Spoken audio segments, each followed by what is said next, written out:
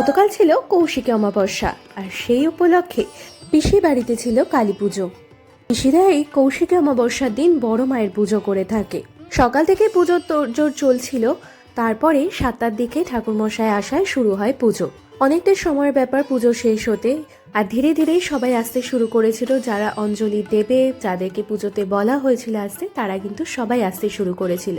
দেখো, ফুল বেলপাতার মালায় মাকে কি সুন্দর লাগছে। আর এখানে নাড়ু, মুড়ি, মুরগি সব কিন্তু পুজোর প্রসাদ হিসেবে মায়ের সামনে দেওয়া হয়েছিল।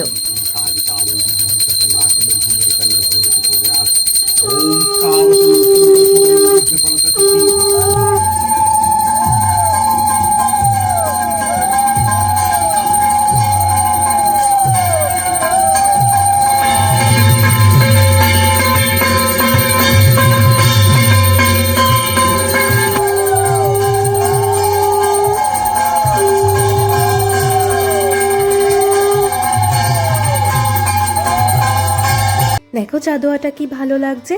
পুজো শেষ হয়ে গিয়েছিল, তাই এবার প্রসাদ দেওয়ার পালা। পিসি সবাই মিলে প্রসাদ দিচ্ছিল যারা যারা এসেছিল পুজোতে। পুজোতে কিন্তু ও এসেছিল, কি খুশি দেখো। ও হ্যাঁ, মাকে মনস্কামনা জানাতে কিন্তু ভুলো না। শুনেছি মা সবার কথায় রাখে। দেরি না করে চলো খেয়ে নি প্রসাদ। আর এরপর ছিল আলুর দম আর পোলাও। চলো এবার জয় বড়মা বলে ব্লগটা শেষ করা যাক। টাটা।